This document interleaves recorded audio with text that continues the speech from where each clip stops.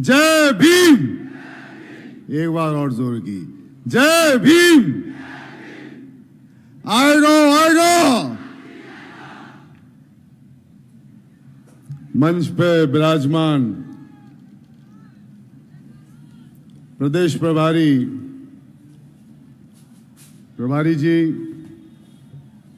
एवं बाड़ी से प्रत्याशी जसवंत सिंह जी, बसड़ी से प्रत्याशी दौलत राम जी, मेरी मां मीनाक्षी जी, मेरा भाई उपेंद्र, भाभी, पत्नी, परिवारजन और सबसे महत्वपूर्ण, इतनी बड़ी जनसभा, इतने सारे लोग यहाँ मुझे आशीर्वाद देने पधारे, आप सबको मेरा बहुत बहुत नमस्कार।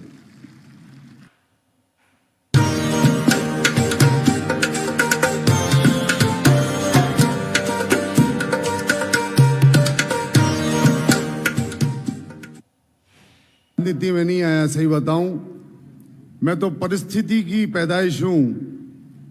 मैंने जीवन में नहीं सोचा था राजनीति करूंगा, लेकिन 2010 में कुछ ऐसे हालात बने कि मेरे को अचानक से राजनीति में आना पड़ा। मेरे पिताजी की फसल थी, सो मैंने काट ली। मुझे आप जनता ने भारी बहुमतों से धौलपुर का चेयरमैन बना दिया। मुझे अहंकार नहीं है, लेकिन गर्व है इस बात का कि मैंने 5 साल 24 घंटे 365 दिन एक ही जुनून के साथ आप लोगों की सेवा करी। ये कैसे भी करके रितेश, ये 5 साल बेकार नहीं चले जाएं। ये कुर्सी किसी की सगी नहीं है। मैं जब कुर्सी से हटूं तो लोगों को ये साबित कर पाऊं कि हां, हमने कोई काबिल चेयरमैन धौलपुर शहर को दिया।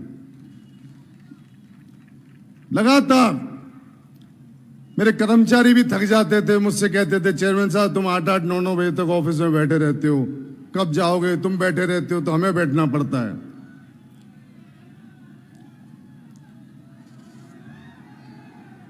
दो मिनट तक कुछ नहीं हुआ। वो वैसे ही कोई बाहर से आ गया व्यक्ति। 2 मिनट। अरे कोई नहीं, वो पुलिस वाले बैठा रहे हैं उसको। मेरे भाइयों, अभी और बड़ा हाथी आने वाला है, आसमान से आने वाला है 5-7 मिनट में, तब आप शायद मेरी भी नहीं सुनोगे। बैठ जाओ, कभी कोई नहीं आया, बैठ जाओ।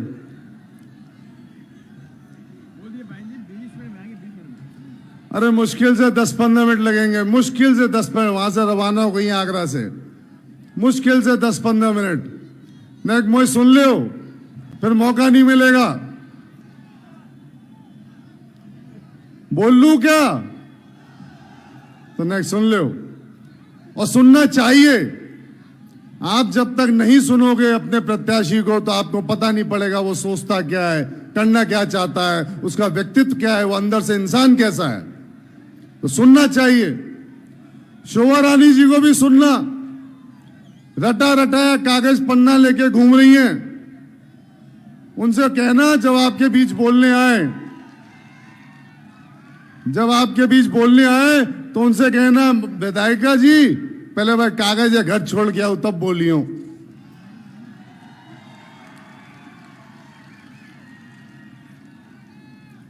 कुछ नहीं पता क्या बोलना है। जब मैंने आरोप लगाने शुरू किए तो उन्होंने अभी कुछ दिन पहले मंच से बोला कि मैं तो गृहिणी हूं। मैं गृहिणी हूं भैया, मैं जितना कर सकती हूं कर रही हूं। मैं पूछना चाहता हूं आपसे शोभा रानी जी, ऐसी कौन सी गृहिणी है इस देश की जिस पे 6-6 420 के केस चल रहे हैं, धोखाधड़ी के, फर्जीवाड़े के? एक गृहिणी बता दो भैया। अरे आपके समाज में और भी पढ़े लिखे लोग होंगे, उनको मौका दो ना। अपना आधिपत्य अधिकार मान के आप सोच रही हैं कि साहब मैंने पैसा बहुत कमा लिया तो अब मेरे से सीट को कोई नहीं ले सकता। सारी सीमाएं उल्लंघ दी हैं, चाहे जातिवाद की हो, भ्रष्टाचार की हो, कोई भी ऐसी, आप कोई भी क्षेत्र उठा लीजिए। प्राइवेट कॉलोनियों में मैंने सुना है कि सड़कें डाल दी जाती हैं सरकारी पैसे से। और हिस्सा ले लिया जाता है। वो पैसा उनका नहीं है, वो पैसा आपका है। आपके पैसे से वो सड़कें डाली जाती हैं और फिर अपना हिस्सा डाल दिया जाता है कॉलोनी में। ऐसा मैंने धौलपुर के इतिहास में कभी नहीं देखा। मुझको, मेरे परिवार को आपकी सेवा करते करते 70 साल हो गए हैं।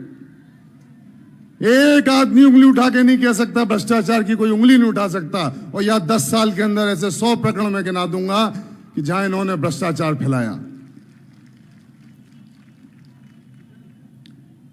कोई विजन नहीं। दूसरे खिलाड़ी हैं डॉक्टर शिवचंद कुशवाहा।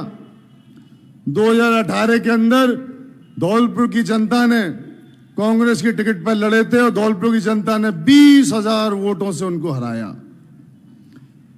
5 साल उनको सुनहरा मौका मिला सरकार में काम करने का, आप लोगों की सेवा करने का। मुझे नहीं पता उन्होंने क्या किया, आप लोग इसके गवाह हो। आप लोगों से इन 5 साल में उन्होंने कोई संबंध बनाया हो, आपके गांव में आए गए हो, तो मुझे बताओ। कोई लेना देना नहीं। वो 5 साल मैं तो उनको बेचारा यूं कहता हूं कि क्या व्यक्तित्व है, कितना कमजोर व्यक्तित्व है कि 5 साल इसी कोशिश में निकल गए कैसे वो करके मैं अपने घर की सड़क बना लूं। गुरुद्वारे रोड पर रहते हैं वो। साली ने तो जिद ठान ली कि जीजा की सड़क नहीं बनने दूंगी, और जीजा बनवा नहीं पाया। और सच्चाई ये कि 2 बहनों की लड़ाई में बेवजह जीजा मारा गया। कुछ नहीं पता कैसे काम होते हैं, कैसे कराए जाते हैं, सिफारिश कैसे होती है, उनको कुछ नहीं पता। मैं व्यक्तिगत टिप्पणियां करने से दूर रहता हूं, लेकिन सिर्फ आपको अवगत कराने के लिए कह रहा हूं। अगर हमारे बीच में डॉक्टर साहब खड़े होते तो उनको ढूंढने में यहां पे आधा घंटा लग जाता, कहां बैठे हैं।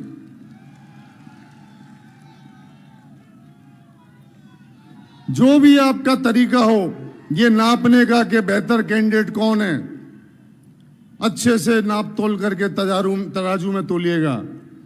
मेरी नजीर आपके सामने पेश है। मैं चेयरमैन रहा धौलपुर शहर का 5 साल।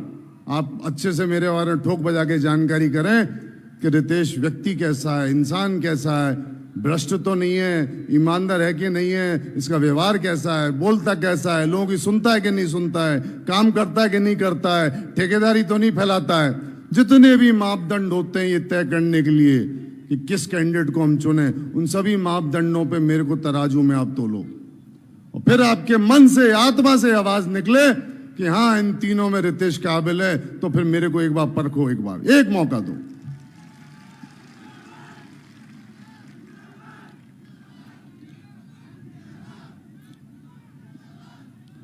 जीजा साली में इन दिनों एक ही लड़ाई चल रही है कि कैसे अपने समाज का वोट कौन ज्यादा लेगा।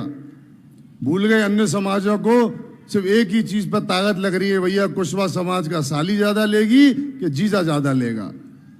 लेकिन वो भूल गए, इस देश का इतिहास गवाह है कि राजनीति, चाहे वो पार्षद हो, सरपंच हो, एमएलए हो, सांसद हो, वो भूल गए कि कोई भी इस पद पे आसीन तब तक नहीं हो सकता जब तक आप सब समाजों को संग लेके नहीं चलोगे, बूंद बूंद से घड़ा नहीं भरोगे। जब तक सब समाजों का भरोसा, विश्वास तुम्हें नहीं मिलेगा, चोबा रानी जी, डॉक्टर साहब, तुम इस पद पे नहीं बैठ सकते। अकेले आपने ठेकेदारी नहीं ले ली। आज उनसे कुछ पूछो तो कहती हैं मैं देवर ते पूछ लो, मुझे ना मालूम। तुम्हें कछु ना मालूम तो फिर तुम नेतागिरी क्यों कर रही हो?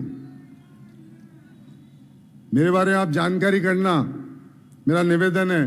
और जब मन तसल्ली से आ जाए कि हाँ ये योग्य व्यक्ति है। 4-5 प्रकार के वोटर होते हैं भाइयों।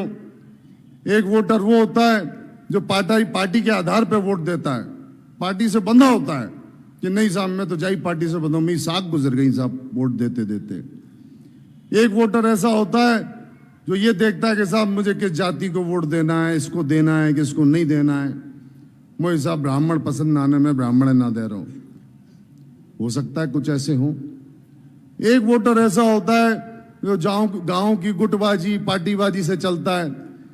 मेरे संग एक व्यक्ति चल रहा है तो स्वाभाविक है दूसरा अपने आप ही मेरे से कट लेता है। लेकिन मैं निवेदन करूं, मेरे लिए सब एक समान है। मैं आपसे सत्य कह रहा हूं, मेरे लिए सब एक समान है। कभी भी आजमा लेना। और चौथा वोटर जो सबसे महत्वपूर्ण वोटर है आज के जमाने में, आज के युग में, वो वोटर कुछ नहीं देखता, ना जाति देखता, ना पार्टी देखता, ना गुटबाजी देखता, वो कुछ नहीं देखता, वो सिर्फ योग्यता देखता है कि योग्य कौन है। तो अगर आपको लगे कि हाँ इन तीनों में रितेश योग्य है, तो मैं आपसे वादा करता हूं कि आपने अगर मुझे एक बार मौका दिया, 5 साल जान लगा दूंगा आपकी सेवा करने के लिए। ये एहसास करा दूंगा कि काबिल एमएलए किसे कहा जाता है। आपके दिल से आवाज नहीं निकले कि हाँ इस बार हमने कोई अच्छा एमएलए चुना, तो मैं राजनीति करना छोड़ दूंगा। अगर मैं जीता तो संभव है 5 साल बाद फिर आऊं तुम्हारे बीच में, और 5 साल बाद आने के लिए मुझे तुम्हारे मन में, दिल में अपने लिए इज्जत कमानी पड़ेगी, सम्मान कमाना पड़ेगा, तब 5 साल बाद आपके बीच में दोबारा आ पाऊंगा। तो 5 साल ऐसे तैसी करा के तुम्हारी सेवा करूंगा, ये मैं आपसे वादा करता हूं।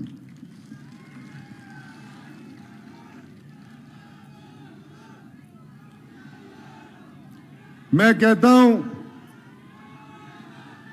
कोई भी तरीका हो,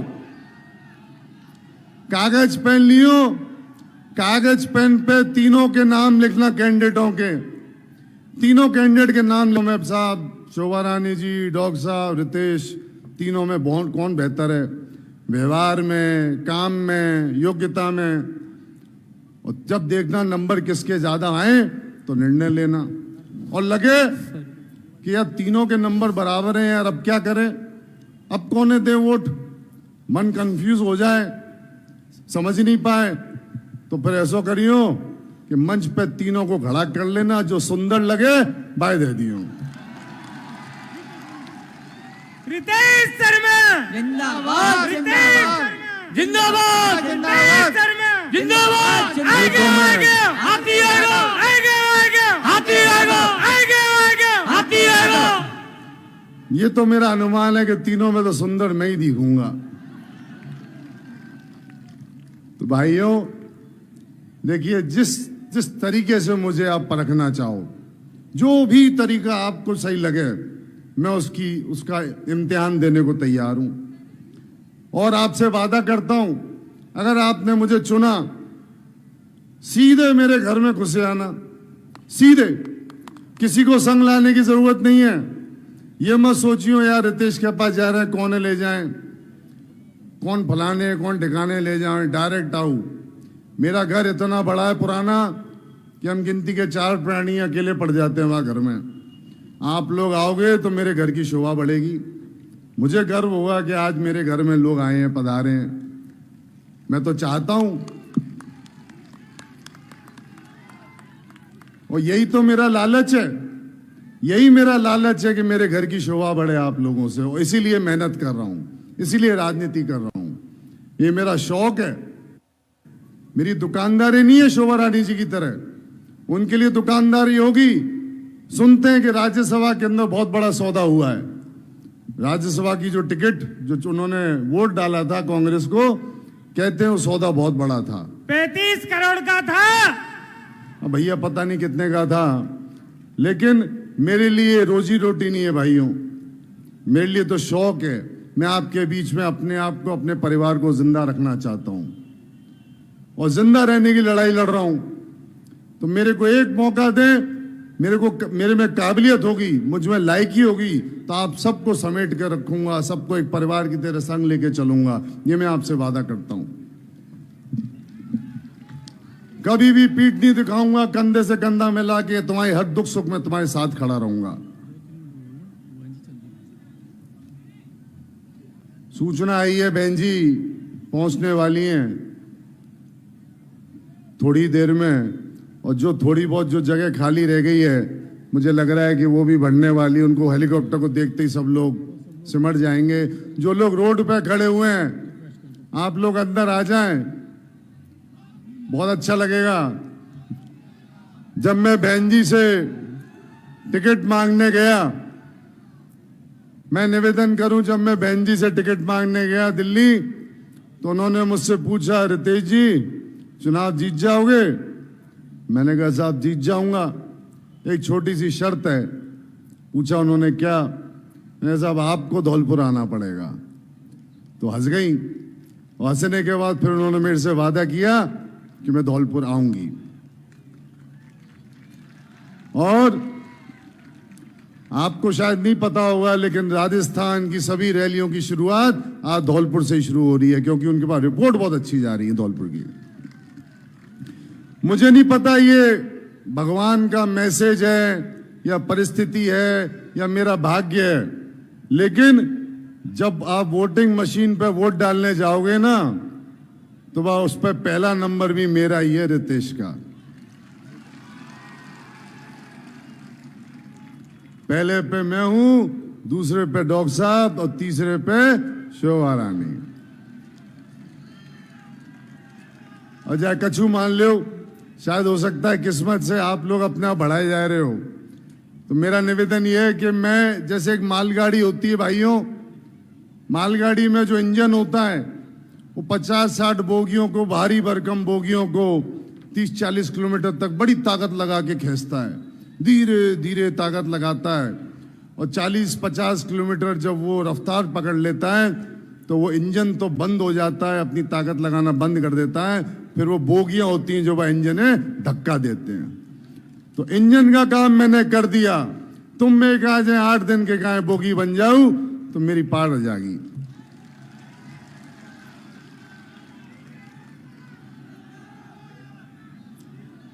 जहां जा रहा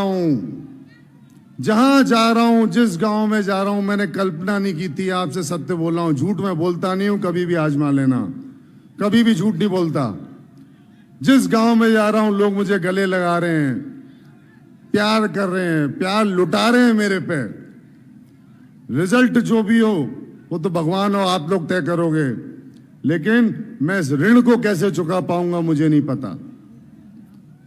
और एक ही तरीका है उस ऋण को चुकाने का कि आजीवन जिस लायक रहूंगा, जो मेरी औकात होगी, हैसियत होगी, जीवन भर आपकी सेवा करूंगा। ये मैं आप सबसे वादा करना चाहता हूं।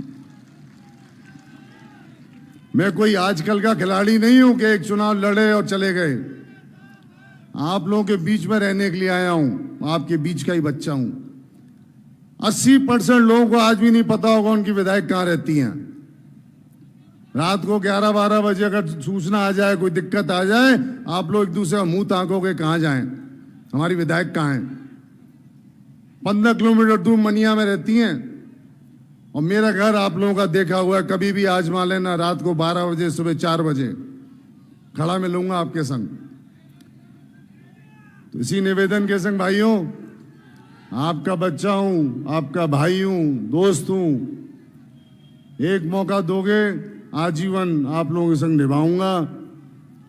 बहुत मसाला है मेरे पास बोलने के लिए, लेकिन क्योंकि अब मेरे को आदेश हुआ है कि अपनी बात को विराम दूं, तो ये जो ऊर्जा है इसको 8 दिन और बचा के रखियो। और वोट जरूर डालना। वोट में कोई आप आलस मत करना। कोई वोट की और सपोर्टर की बड़ी कीमत होती है। वोट तो एक आदमी डालता है अपना, और सपोर्टर अपना तो वोट डालता ही है, 10 वोट और बनाता है। तो आप लोग सिर्फ 8 दिन रह गए, 8 दिन के लिए स्वयं रितेश बन जाएं और मेरी वकालत करें भैया। ये मेरा आप सबसे निवेदन है। हमसे हमेशा जुड़े रहने के लिए हमें सब्सक्राइब करें और बेल आइकन दबाएं।